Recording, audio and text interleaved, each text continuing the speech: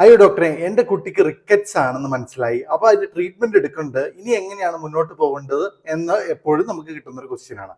അപ്പോൾ റിക്കറ്റ്സ് ഉണ്ടെന്ന് മനസ്സിലാക്കി നമ്മൾ ആൽക്കലൈൻ ഫോസ്ഫറ്റേസ് അങ്ങനെയുള്ള ടെസ്റ്റുകളെല്ലാം നടത്തി റിക്കറ്റ്സ് ഉണ്ട് എന്ന് മനസ്സിലാക്കി കഴിഞ്ഞാൽ നമ്മൾ സാധാരണ എന്ത് ചെയ്യുക വെച്ച് കഴിഞ്ഞാൽ വൈറ്റമിൻ ഡി സപ്ലിമെന്റ് ആയിട്ട് കൊടുക്കും.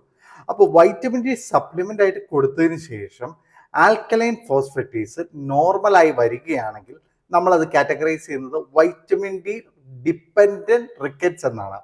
അപ്പൊ അങ്ങനെ വരുമ്പോൾ നമ്മൾ അത് കണ്ടിന്യൂ ചെയ്യുകയും നോർമൽ ആയതിനു ശേഷം അത് നിർത്തുന്നതിനെ പറ്റി ആലോചിക്കാം. ഇങ്ങനെയുള്ള കേസുകളിൽ എന്തെങ്കിലും ഡിഫോമിറ്റി ഉണ്ടെങ്കിൽ, കൈക്കോ കാലിനോ വളവൊക്കെ ഉണ്ടെങ്കിൽ സർജറിനെ പറ്റി ആലോചിക്കാം.